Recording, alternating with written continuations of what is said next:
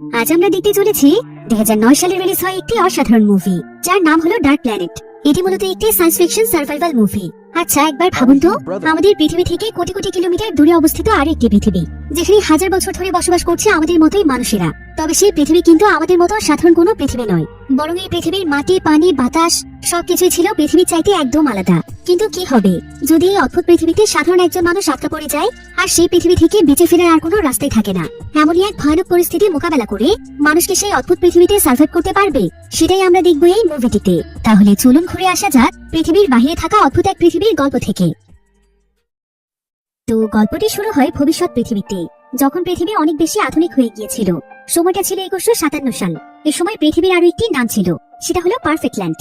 কারণ পৃথিবীতে এখন কোনো ধরনের সমস্যাই ছিল না। বিজ্ঞান এখন এতটাই উন্নত ছিল যে মানুষ এখন বিভিন্ন নতুন নতুন থিওরি আবিষ্কার করে মৃত্যু ছাড়া প্রায় প্রত্যেকটি রোগীরই ট্রিটমেন্ট তৈরি করে ফেলেছে। তাই এখন পৃথিবীতে কোনো মানুষেরই কোনো রোগ ব্যাধি ছিল না। এমনকি এখন পৃথিবীর রাজনীতি, অর্থনীতি এই সমস্ত বিষয়গুলো একদম স্বাভাবিক হয়ে গিয়েছে। কোনো কিছু নিয়ে পৃথিবীতে এখন কোনো ভেদাভেদ নেই। পৃথিবীর প্রত্যেকটি মানুষই এখন সমানভাবে নিজেদের অধিকার পায়। এমনকি পৃথিবীতে এখন ধনী গরিবের মধ্যেও কোনো পার্থক্য ছিল না। পৃথিবীর শিক্ষা ব্যবস্থাও ছিল অনেক বেশি উন্নত। আর এই আধুনিক পৃথিবীতে স্পেসশিপে ট্রাভেল করাও খুবই নর্মাল একটি বিষয়, কারণ এখন যে কোনো মানুষই যে কোনো সময় চাইলে স্পেসশিপে ট্রাভেল করতে পারে। এবার আমরা ইয়ান নামক বিশেষ ধরনের একটি স্পেসশিপ দেখতে পাই, যেখানে ম্যাক্স নামক একটি ছেলে রয়েছে।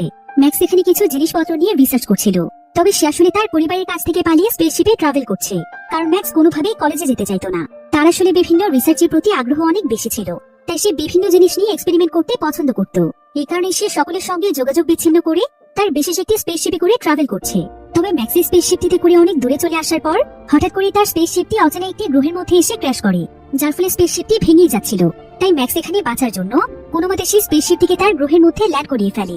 আর স্পেসশিপটি সেই গ্রহতে ল্যান্ড করতে সঙ্গে সঙ্গে এটা টুকরো টুকরো হয়ে যায়। কিন্তু তার আগে ম্যাক্স স্পেসশিপ থেকে লাফ দিয়ে ল্যান্ড করতে সক্ষম হয়েছিল, তাই সে এবারের মতো বেঁচে যায়। এবার ম্যাক্স যখন গ্রহটির আশেপাশে তাকায় তখন সে একদম অবাক হয়ে যায়, কারণ এই গ্রহটি অনেকটাই পৃথিবীর মতোই দেখতে ছিল।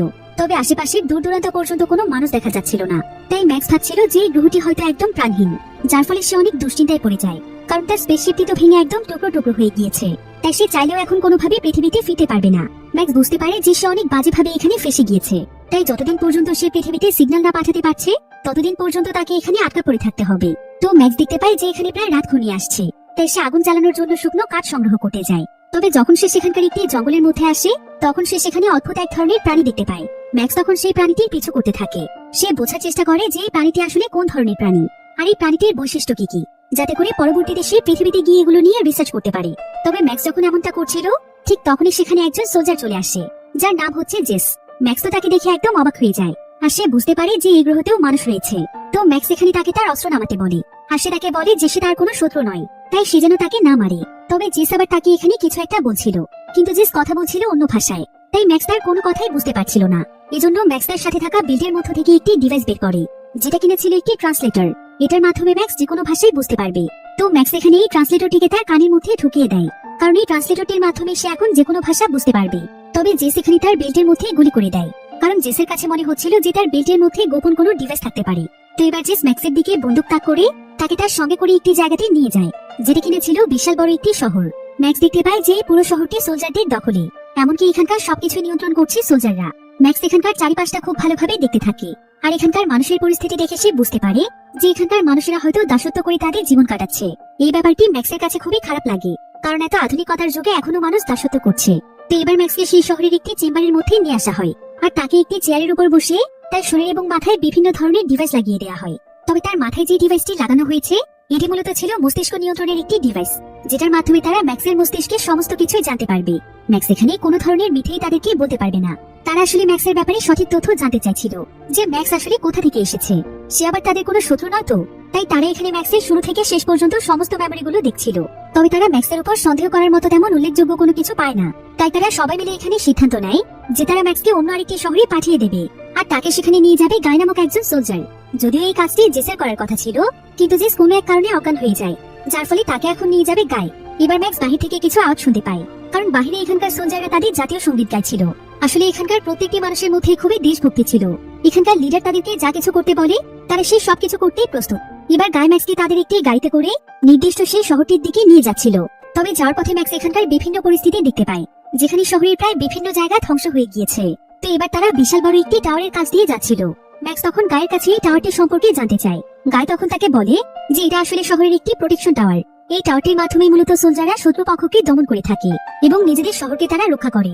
তো গায় যখন ম্যাক্সকে এই সমস্ত কথা বলছিল, ঠিক তখনই সেই টাওয়ারের মধ্যে একটি বিশাল বড় বিস্ফোরণ ঘটে। ফলে সঙ্গে সঙ্গে টাওয়ারটি ভেঙে পড়তে শুরু করে। আর কিছুক্ষণের মধ্যে এই বিশাল টাওয়ারটি ম্যাক্সদের গাড়ির উপর এসে পড়ে। ফলে গাড়িটি ভেঙে একদম তছনছ হয়ে যায়। এমনকি সেখানে থাকা অনেক সোলজারের মৃত্যু হয়ে যায়। আর টাওয়ারের ভেতর থাকা একটি লোহা যখন ম্যাক্সদের গাড়ির ভেতর ঢুকে যায়, তখন গাড়িটি ভেঙে টুকরো টুকরো হয়ে যায়। সেটার নিচে গায়ে চাপা পড়ে যায়। গায়ে এখানে বাঁচার জন্য চিৎকার করতে থাকে। তাই ম্যাক্স নিজের জীবনের পরোয়া না করে সে গাইকে বাঁচাতে যায়। যদিও আগুন লেগে যাওয়ায় সেখানকার লোহাগুলো অনেক গরম ছিল, কিন্তু তারপরও ম্যাক্স বেশ কয়েকজন সোলজারকে সেখানে বাঁচিয়ে নেয়। আর ম্যাক্স এখানে দেখতে পায় যে শত্রুপক্ষ আসলে এই পুরো শহরটিকে ধ্বংস করতে চাইছে। তাদের লক্ষ্য হচ্ছে এখানকার লিডারকে হারানো। আর এই কারণে শহরটির বিভিন্ন জায়গাতে উঁচু উঁচু টাওয়ার রয়েছে। এখন সোলজারদের কথা মতো গায়ের ম্যাক্সকে সেই জায়গাতে নিয়ে যাওয়ার জন্য তাদেরকে এখন পায়ে হেঁটে পুরোটা পথ পাড়ি দিতে হবে। তো গায়ে সম্পূর্ণ রাস্তাতে মাইকের সঙ্গে গল্প করতে করতে একটানা প্রায় বেশ কয়েক ঘন্টা হাঁটার পর তারা সেই শহরটিতে এসে পৌঁছয়। এই শহরটির নাম ছিল ড্রিমল্যান্ড। ম্যাক্স দেখতে পায় যে এটা অনেক অত্যাধুনিক একটি শহর। এবার ম্যাক্স যখন এই শহরটিতে এসে পৌঁছয়, ঠিক তখনই এখানকার বিশেষ অনুসন্ধানকারী লিডার এটা জানতে পারে, যার নাম হচ্ছে স্ট্রাইডার। তো স্ট্রাইডার এখানে ফাঙ্ক নামক একজন সোলজারকে বলে যে যত তাড়াতাড়ি সম্ভব সে যেন ম্যাক্সকে তাদের ল্যাবে নিয়ে আসে, কারণ তার কাছে মনে হচ্ছিল যে ম্যাক্স হয়তো কোনো স্পাই, যে কিনা তাদের দেশের ইনফরমেশন চুরি করার জন্য এসেছে। ফান তখন স্ট্রাইডারের কথা মতো সেটাই করে। সে ম্যাক্সকে সোজা তাদের ল্যাবে নিয়ে আসার পর তাকে একটি পানি ভর্তি কন্টেইনারের মধ্যে ঢুকিয়ে দেওয়া হয়। আর তাকে বাঁচিয়ে রাখার জন্য তার মুখে একটি অক্সিজেন মাস্কও দেওয়া হয়। তারাও আসলে ম্যাক্সের মস্তিষ্ক থেকে সবকিছু জানার চেষ্টা করছিল। এদিকে গাই এখানে ম্যাক্সকে পৌঁছে দিয়ে সে তার নিজের শহরে ফিরে যায়, কারণ সে তার কাজটি সম্পন্ন করেছে। এদিকে ম্যাক্সের মস্তিষ্কে তেমন কিছুই পাওয়া যায় না। তবে ঠিক এমন সময় সেখানে ফাঙ্ক চলে আসে। আর ফাঙ্ক সেখানকার অথরিটির কাছ থেকে ম্যাক্সকে ছাড়িয়ে নিয়ে যায়, কারণ এবার তাকে ম্যাক্সকে অন্য আরেকটি জায়গাতে নিয়ে যেতে বলা হয়েছে। অন্যদিকে আমরা ড্রিমল্যান্ডের গভর্নমেন্ট স্টেটকে দেখতে পাই, যেখানে তাদের লিডার ছিল ডেভিড নামক একজন ব্যক্তি।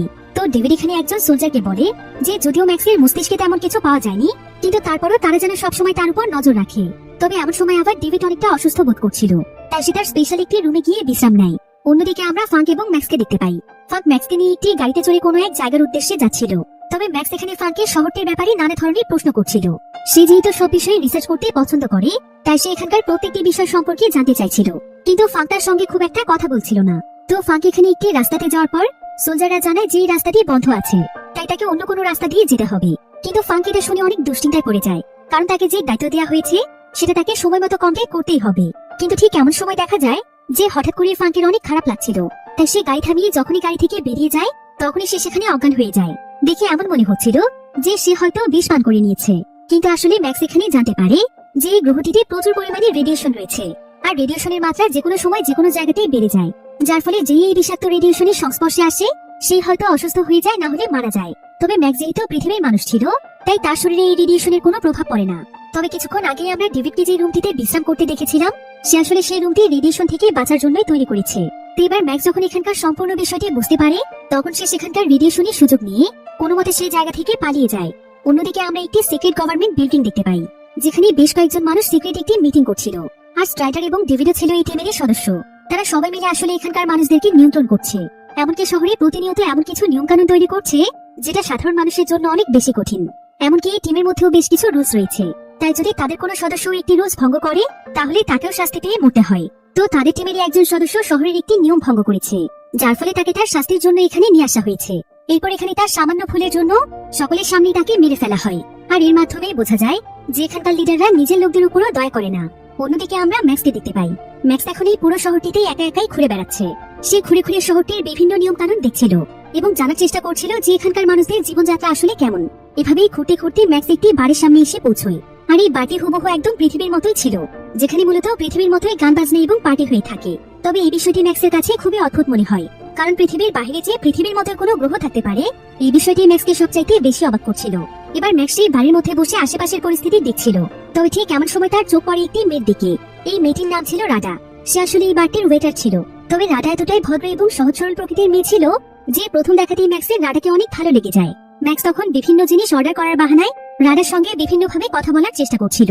তবে এমন সময় দেখা যায় যে সেখানে অদ্ভুত দেখতে একজন ব্যক্তি রাডাকে বিরক্ত করছিল। তবে এই বিষয়টি ম্যাক্সের কাছে মোটেও ভালো লাগে না। সে অর্ডার দেওয়ার বাহানায় রাডাকে তার কাছেই রাখছিল, যার ফলে সেই লোকটি এসে তখন ম্যাক্সকে আঘাত করে।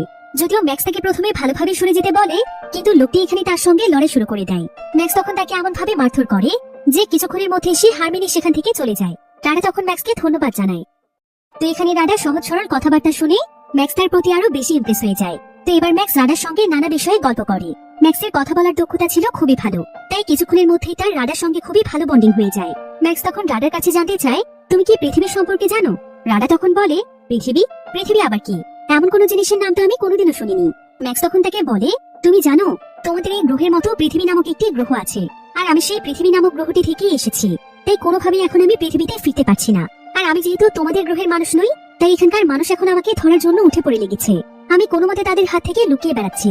ম্যাক্স এখানে খুব সুন্দরভাবে খাতার উপর আর্ট করে পৃথিবীর ব্যাপারে সমস্ত বিষয়গুলো রাডাকে বোঝানোর চেষ্টা করে। তো এই পুরো বিষয়টি রাডার কাছে অনেক ইন্টারেস্টিং মনে হয়। আর এইভাবেই তারা দুজন গল্প করতে করতে ম্যাক্স এক সময় জানতে পারে যে রাডার ভাইয়ের নাম হচ্ছে গায়। ম্যাক্স তখন তাকে বলে, তোমার ভাই কি সেই গায় যে কিনা শহরের লিডারের দলের হয়ে কাজ করে? রাডা বলে, হ্যাঁ, কিন্তু তুমি এটা কিভাবে জানলে? ম্যাক্স তখন তাকে বলে যে তোমার ভাই আমার অনেক ভালো বন্ধু। এখানে আসার পরপরই প্রথম তার সঙ্গে আমার বন্ধুত্ব হয়েছে। সবাই আমার সঙ্গে খারাপ আচরণ করলেও সে অনেক ভালো আচরণ করেছে, আর সেই তো আমাকে এই শহরে নিয়ে এসেছে।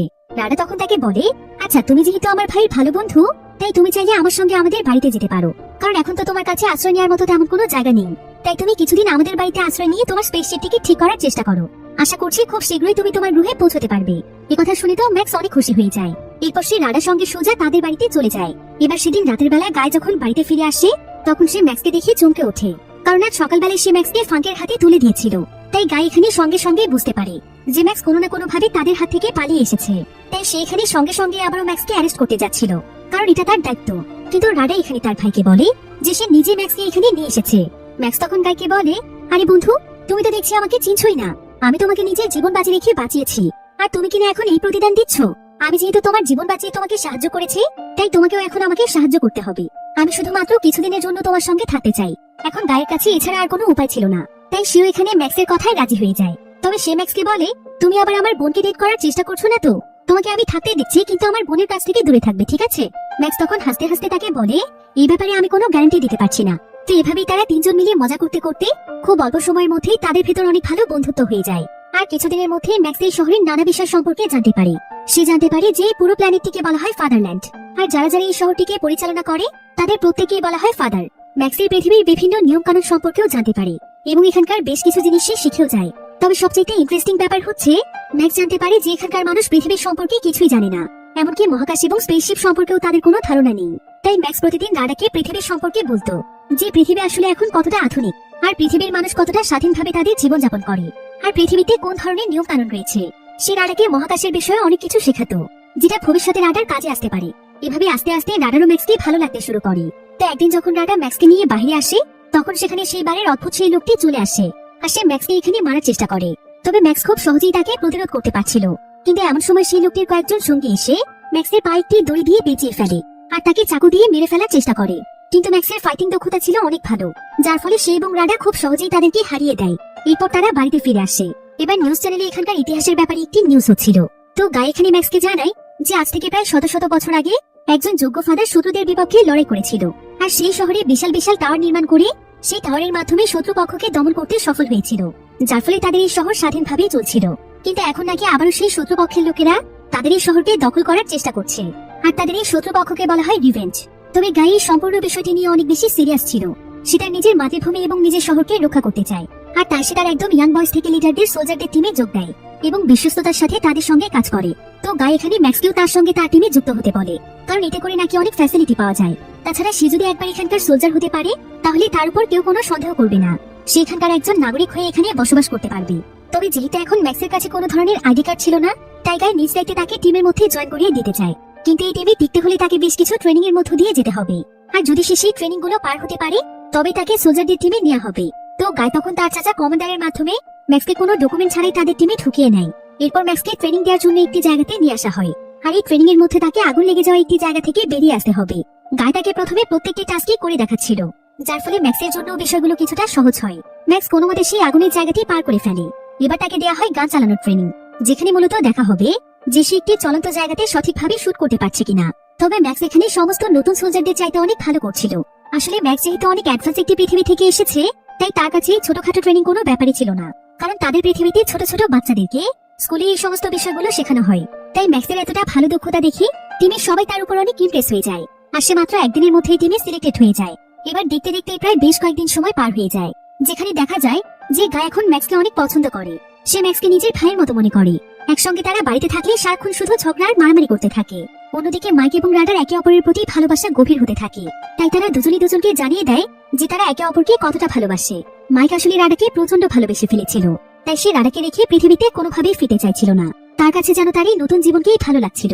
সে আসলে গাই এবং রাডাকে অনেক আপন করে নিয়েছে। এবার কিছুদিন পরেই ম্যাক্সের কাছে একটি লেটার আসে, যেটার মাধ্যমে তাকে একটি গুরুত্বপূর্ণ মিশনের জন্য ডাকা হয়। ম্যাক্স তখন সঙ্গে সঙ্গে প্রস্তুত হয়ে তার টিমে চলে যায়।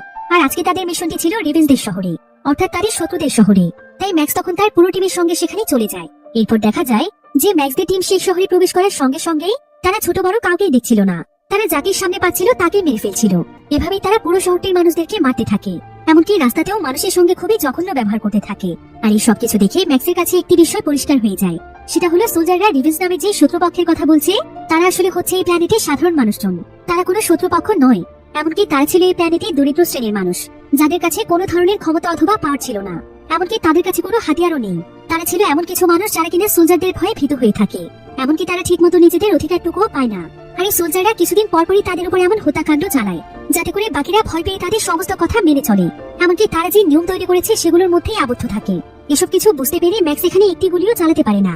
সে যেন একদম নিস্তব্ধ হয়ে যায়। এমনকি সোলজারদের নির্মম অত্যাচার দেখে তার হাত থেকে তার বন্দুকটিও পড়ে যায়। তবে ম্যাক্সের এখানে সবকিছু সহ্য করা ছাড়া আর কোনো উপায় ছিল না, কারণ এত বড় টিমকে সে একা কোনো কিছুই করতে পারবে না। তাই সে চুপচাপ সেখানে দাঁড়িয়ে সবকিছু দেখছিল। এরপর দেখা যায় যে সোলজাররা সেখানে অসংখ্য নির্দোষ মানুষদেরকে গ্রেফতার করে ফেলে। এবার মিশন শেষ করে গাই সেদিন ম্যাক্সের সঙ্গে তাদের বাড়ি আসে। আর গাই এখানে ম্যাক্সকে বলে, ম্যাক্স, মিশনের সময় তোমার কি হয়েছিল? তুমি রিভেঞ্জদেরকে না মেরে তোমার অস্ত্র কেন ফেলে দিয়েছিলে? এভাবে করলে কিন্তু তুমি যে কোনো দিনই টিম থেকে বাতিল হয়ে যাবে। তো ম্যাক্স তখন তাকে বলে, আমি তোমাকে আমার নিজের ভাইয়ের মতো মনে করি। তোমার আন্তরিকতা এবং সরলতা দেখে আমি তোমাকে অনেক ভালো মানুষ ভেবেছিলাম। আর তুমি একজন ভালো মনের মানুষের মতো আমাকে অনেক আপন করে নিয়েছো। এর জন্য আমি তোমার কাছে অনেক কৃতজ্ঞ। কিন্তু তুমি বলেছো আমাদেরকে রিভেঞ্জদেরকে দমন করতে হবে, যারা কিনা আমাদের শত্রু। কিন্তু তুমি কি কখনো একবার বিবেক দিয়ে চিন্তা করে দেখেছো যে তোমরা আসলে শত্রু কাদেরকে বলছো? তোমরা শত্রু তাদেরকে বলছো যারা কিনা তোমাদের কোনো ক্ষতি করছে না, বরং তারা তোমাদেরই ভয়ে সবসময় ভীত হয়ে থাকছে। এমনকি তারা শুধুমাত্র নিজেদের প্রাপ্য অধিকারের জন্যই লড়ছে। তাহলে তোমরা কেন এই সমস্ত নির্দোষ মানুষদেরকে মেরে ফেলছো? বৃদ্ধ থেকে শুরু করে ছোট বাচ্চাদেরকে পর্যন্ত তোমরা ছাড় দিচ্ছ না। একবার ভাবো তো, এখানকার শত্রু আসলে কারা? রিভেঞ্জরা নাকি এখানকার সোলজাররা? তারা গরিব বলে কি তাদের সঙ্গে তোমরা এমন করছো?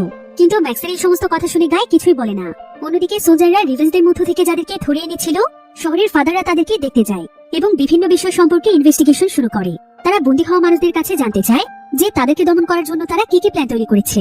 কিন্তু তারা প্রত্যেকেই বলে যে তারা কোনো ধরনেরই প্ল্যান করেনি, যার ফলে ফাদাররা এখানে উজ্জ্বল আলোর এক ধরনের লাইট জ্বালিয়ে দেয়, যেটার আলোর পরিমাপ ছিল অনেক বেশি। আর কিছুক্ষণের জন্য এই আলোর মধ্যে থাকলে যে কোনো মানুষেরই চোখের মধ্যে তীব্র যন্ত্রণা শুরু হয়ে যায়, এমনকি তাদের মাথাও যেন প্রচন্ড যন্ত্রণায় ফেটে যায়, যার ফলে বন্দীরা এখানে প্রচন্ড জোরে জোরে চিৎকার করছিল। অনেকে তো এখানে প্রতিবাদ করে বলছিল যে তারা তাদের উপর এমন অত্যাচার কেন করছে, তাদের তো কোনো দোষী নেই, তারপরও তারা বিনা কারণে তাদেরকে কেন এখানে ধরে নিয়ে এসেছে। এখন এই বন্দীদের মধ্যে যারা অতিরিক্ত প্রতিবাদ করেছিল, তাদের মধ্যে কিছু বন্দীদেরকে কারাগারে পাঠিয়ে দেওয়া হয়, আর বেশ কয়েকজনকে সোজা ফাঁসির রায় দেওয়া হয়, কারণ তারা এখানকার লিডারদের বিরুদ্ধে কথা বলেছে। তারা নিজেদের অধিকারের জন্য সবাইকে উৎসাহ দিয়েছে। আবার অনেককে এখানে ইলেকট্রিক শক দিয়ে নানাভাবে অত্যাচার করা হচ্ছিল, যেটা একদম সামনে থেকে দাঁড়িয়ে দেখছিল ম্যাক্স। কিন্তু ম্যাক্স যেন এসব কিছু সহ্যই করতে পারছিল না। রিভেঞ্জদের মানুষের জন্য তার অনেক খারাপ লাগছিল। ম্যাক্স এখানে মনে মনে সিদ্ধান্ত নেয় যে সে যেভাবেই হোক রিভেঞ্জদেরকে বাঁচাবে, সেই অত্যাচারীদের হাত থেকে তাদেরকে রক্ষা করবে। তাই আজকের মতো তাদের ডিউটি শেষ হলে ম্যাক্স ঠান্ডা মাথায় গাইকে বোঝানোর চেষ্টা করে যে তারা সাধারণ মানুষের উপর যে অত্যাচার করছে এটা আসলে কত বড় অন্যায়। যদি এই একই রকম কাজ তার এবং তার পরিবারের সঙ্গে করা হতো, তাহলে তখন তার কেমন লাগতো? সে কি কখনো চাইতো যে তার নিজের লোকদের এভাবে মৃত্যু হোক? কিন্তু গাই এখানে তার কোনো কথাই শুনতে চাইছিল না। সে আসলে তাদের গভর্নমেন্ট এবং দলের প্রতি একদম অন্ধ ছিল। তাই তার দল তাদেরকে যা বোঝাতো সে সেটাই বিশ্বাস করত। তাই গাই এখানে ম্যাক্সকে বলে যে সে তাদের টিমের হয়েও বিশ্বাসঘাতকতা করছে, সে তাদের পক্ষ না নিয়ে রিভেঞ্জদের পক্ষ নিচ্ছে। আর এই বিষয়টি যদি লিডাররা একবার জানতে পারে, তাহলে ম্যাক্সের অনেক বড় ক্ষতি হয়ে যাবে। তাই গাই ম্যাক্সকে সাবধান করে দেয় যে সে যেন ভুল করেও এমন কাজ না করে। এবার সেদিন রাতের বেলা দেখা যায় যে তাদের টিমের কমান্ডার গাই এবং ম্যাক্সকে ডেকে পাঠিয়েছে। আর তাদের সেখানে যাওয়ার পর কমান্ডার তাদেরকে বলে যে তাদের পুরো টিম ম্যাক্সের উপর সন্দেহ করেছে, এমনকি গভর্নমেন্টও সন্দেহ করছে যে ম্যাক্স অনেক ভালো একজন সোলজার হলেও সে হয়তো রিভেঞ্জদেরই লোক হতে পারে, কারণ গত মিশনে সে একজন রিভেঞ্জকেও মারেনি। তাই গভর্নমেন্টের কাছে তাকে এখন তার লয়্যালটির পরীক্ষা দিতে হবে।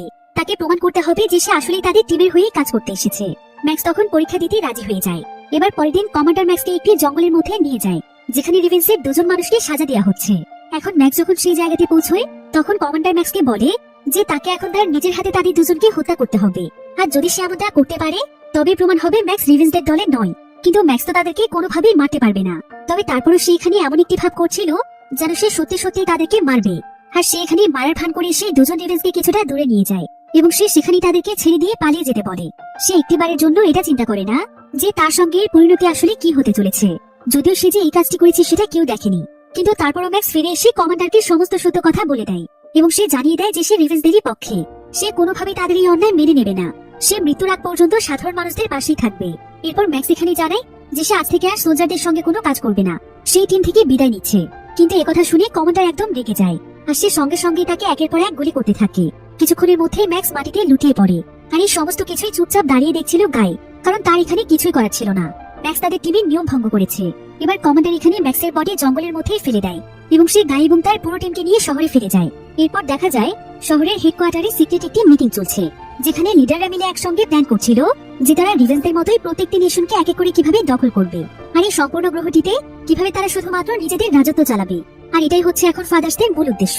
তো ডেভিড এখানে তাদের সবাইকে বলে যে তারা শুধুমাত্র তখনই এই মিশনে সফল হতে পারবে যখন পুরো শহরের মানুষ থাকবে তাদের সাপোর্টে, এমনকি অন্যান্য শহরগুলো দখলের জন্য তারাও তাদের সঙ্গ দেবে। কারণ এটা করে তাদের সোলজারদের টিম হবে আরো অনেক বেশি শক্তিশালী, যার ফলে তাদের জেতার আশঙ্কা অনেক বেশি বাড়বে। তো তারা এখানে নিজ উদ্যোগে একটি ফেক অ্যাসোসিয়েশন খোলার সিদ্ধান্ত নেয়, যেটা কিনা শহরের বিভিন্ন মানুষদেরকে সাহায্য করবে। আর তারা যদি এই কার্যক্রম বেশ কিছুদিন পরিচালনা করতে থাকে তাহলে আস্তে আস্তে সাধারণ জনগণের কাছে তারা হয়ে যাবে হিরো। প্রত্যেকেই তাদেরকে সাপোর্ট করতে শুরু করবে আর এভাবেই মানুষের ইমোশনকে কাজে লাগিয়ে তারা তাদের টিমকে অনেক বেশি বড় করে তুলবে। অন্যদিকে আমরা বেশ কয়েকজন রিভেন্সদের লোকদেরকে দেখতে পাই যারা কিনা জঙ্গলের মধ্য থেকে ম্যাক্সকে পেয়েছে। তারা আসলে অনেক সময় আগেই গুলির আওয়াজ শুনতে পেয়েছিল, যার ফলে তারা জঙ্গলের ভেতর বিষয়টি চেক করতে এসে ম্যাক্সকে খুঁজে পেয়েছে। আর সৌভাগ্যবশত ম্যাক্স এখনো জীবিত ছিল, তাই রিভেন্সরা তাকে উদ্ধার করে তাদের সঙ্গে রেখেছে। তবে একসঙ্গে এতগুলো গুলি লেগে যাওয়ার পরেও ম্যাক্সের বেঁচে যাওয়ার বিষয়টি তাদের সবাইকেই অবাক করে দিয়েছিল, কারণ এই গ্রহের মানুষেরা সচরাচর একটি গুলি খেলেই মরে যায়। কিন্তু ম্যাক্স তখন এখানে তাদের সবাইকে পৃথিবীর সম্পর্কে জানায় যে পৃথিবী আসলে কতটা অ্যাডভান্স, সেখানকার মানুষ কতটা আধুনিকভাবে তাদের জীবন যাপন করে। এমনকি তাদের প্রত্যেকের শরীরে এমন একটি ডিএনএ রয়েছে যেটার জন্য তাদের শরীরের রোগ প্রতিরোধ ক্ষমতা অনেক বেশি, তাই তাদের শরীরে যত গভীরভাবে ক্ষত হোক না কেন সেটা অনেক দ্রুত সেরে যায়। ম্যাক্স এখানে রিভেন্সদেরকে তার ব্যাপারে একটি সিক্রেটও জানিয়ে দেয় যে তাকে নাকি শুধু একটি উপায়েই মারা সম্ভব, সেটা হলো তার মাথায় গুলি করা। একমাত্র তার মাথায় গুলি লাগলে সে মারা যাবে। বিষয়টি শুনে রিভেন্সরা একদম অবাক হয়ে যায়। রিভেন্সরা তখন ম্যাক্সকে জানায় যে এখানকার ফাদার্সদের কাছে এমন কোনো শক্তি নেই, তারা শুধুমাত্র নিজেদের পাওয়ার এবং সামরিক শক্তিকেই বৃদ্ধি করেছে, যার ফলে রিভেন্সরা কখনো তাদের বিরুদ্ধে লড়তে পারে না। এবার তারা ম্যাক্সকে আরো জানায় যে তাদের শহরের আশেপাশে বিশাল আকৃতির যে টাওয়ারগুলো রয়েছে সেই টাওয়ারগুলো ফাদার্সরাই তৈরি করেছে। আর সেই টাওয়ারগুলো কোনো শত্রুদেরকে দমন করার জন্য নয়, বরং প্রত্যেকটি টাওয়ারে রেডিয়েশনের প্রচুর পরিমাণে গ্যাস মজুত করা আছে। আর ফাদার্সরা মূলত এই রেডিয়েশনের গ্যাসগুলো শহরের মানুষদের মস্তিষ্ক নিয়ন্ত্রণের জন্য ব্যবহার করে থাকে, যার ফলে প্রত্যেকটি মানুষই তাদের নিয়ন্ত্রণে থাকে এবং ফাদার্সদের সিদ্ধান্তই তাদের কাছে সঠিক মনে হয়। এসব কথা শুনে ম্যাক্স বুঝতে পারে যে ফাদারল্যান্ডের গভর্নমেন্ট আসলে কতটা খারাপ, তারা নিজেদের স্বার্থ হাসিলের জন্য কতটা নিচু পর্যায়ে যেতে পারে। তাই ম্যাক্স এখানে রিভেন্সদের টিমে জয়েন করে আর রিভেন্সদের সবাইকে সে নিজেদের প্রাপ্য অধিকারটুকু দেবে। এবার রিভেন্সরা এখানে ম্যাক্সের সঙ্গে একটি প্ল্যান করে যে কিভাবে তারা ধাপে ধাপে লড়াই করবে।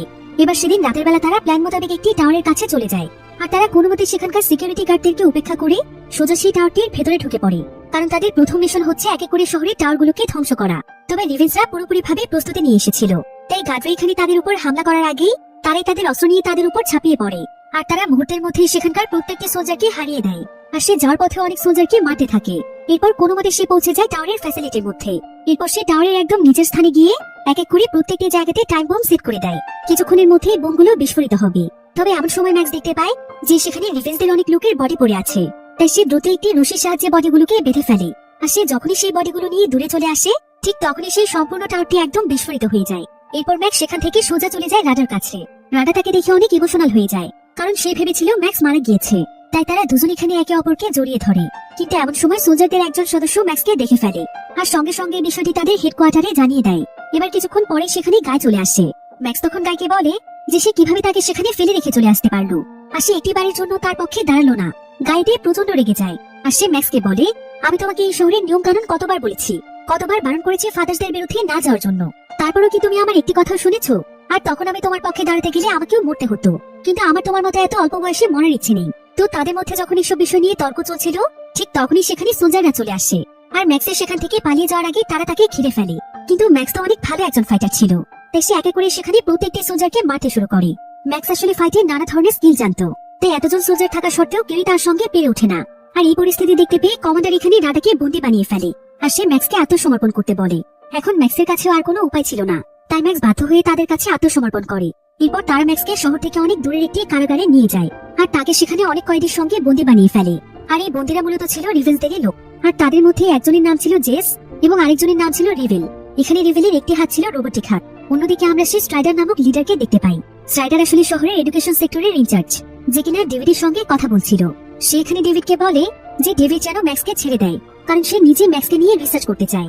আসলে সে কিছুটা হলেও বুঝতে পেরেছিল যে ম্যাক্সের ভেতর বিশেষ কোনো পাওয়ার রয়েছে, যেটা আসলে এখানকার কোনো মানুষদের মধ্যেই নেই। তাই স্ট্রাইডার তাকে নিয়ে রিসার্চ করে দেখতে চায় যে তার ভেতরে আসলে এমন কি রয়েছে। এই কারণে স্ট্রাইডার এখানে ডেভিডের সঙ্গে একটি ডিল করে, যেটার মাধ্যমে ডেভিড ম্যাক্সকে তার হাতে তুলে দেবে। তবে সেদিন রাতের বেলা ডেভিড যখন ম্যাক্সের প্রোফাইল চেক করে, তখন সে ম্যাক্সের ব্যাপারে অদ্ভুত কিছু তথ্য জানতে পারে। যে ম্যাক্সের শরীরের মধ্যে এমন একটি শক্তি রয়েছে যেটার মাধ্যমে তাকে সহজে মারা সম্ভব নয়।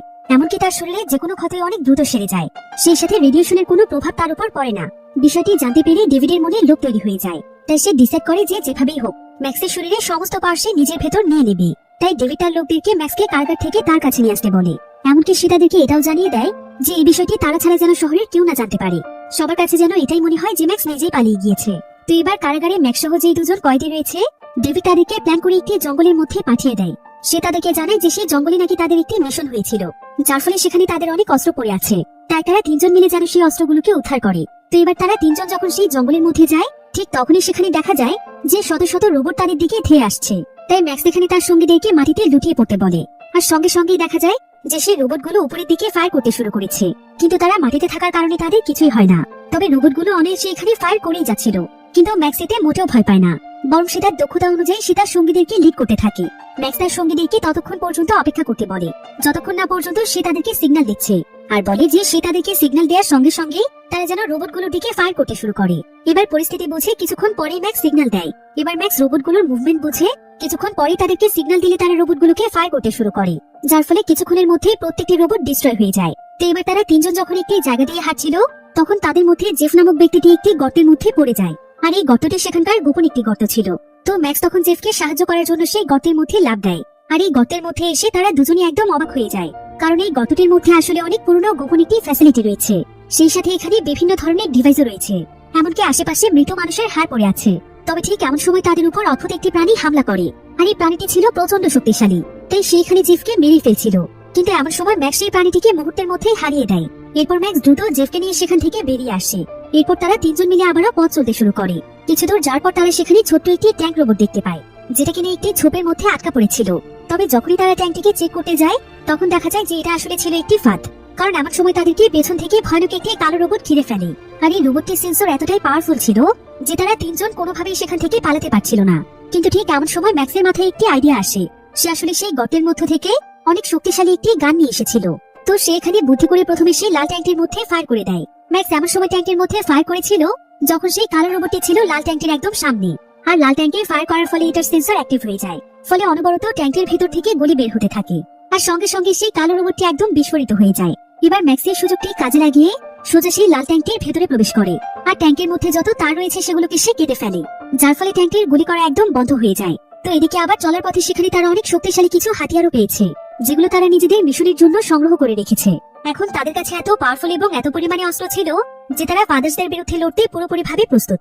জেফ এবং রিভেল এখানে ম্যাক্সকে অনেক ধন্যবাদ জানায়, কারণ ম্যাক্সের জন্যই তারা তাদের টিমকে এতটা পাওয়ারফুল করতে পেরেছে। তো তাদের কথা শুনে ম্যাক্স বুঝতে পারে যে ম্যাক্সের কাজ সম্পন্ন হয়েছে। রিভেন্সরা এখন নিজেদের অধিকারের জন্য লড়তে প্রস্তুত। তাই ম্যাক্স তাদেরকে জানায় যে সে ফাদারল্যান্ড থেকে চলে যেতে চায়। এবার ম্যাক্স তাদেরকে বিদায় জানিয়ে সে লাল ট্যাঙ্কের মধ্যে বসে পড়ে, আর সে ট্যাঙ্কটি নিয়ে সোজা চলে যায় ফাদারল্যান্ডের সাউথের দিকে।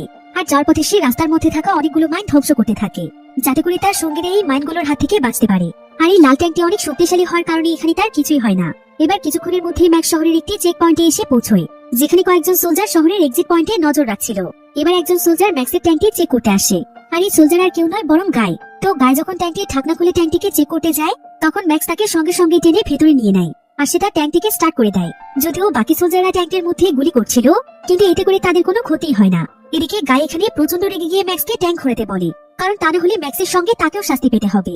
তবে ম্যাক্স তাকে শান্ত হতে বলে, আর সে তাকে জানায় যে রাডা নাকি একটি স্পেসশিপ নিয়ে তাদের জন্য অপেক্ষা করছে, কারণ সে সমস্ত টেকনোলজি সম্পর্কে রাডাকে আগে শিখিয়েছিল।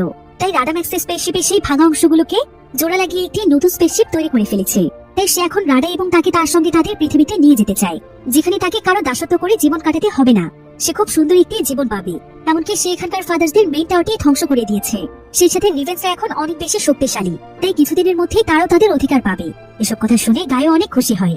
আর ততক্ষণে ম্যাক্স গাইকে নিয়ে অনেক দূরের একটি শহরে চলে আসে, যেখানে রাডা তাদের জন্য অপেক্ষা করছে। এভাবেই ম্যাক্স তার ভালোবাসার মানুষ এবং প্রিয় বন্ধুকে নিয়ে পথ চলতে থাকে নতুন এক জীবনের উদ্দেশ্যে।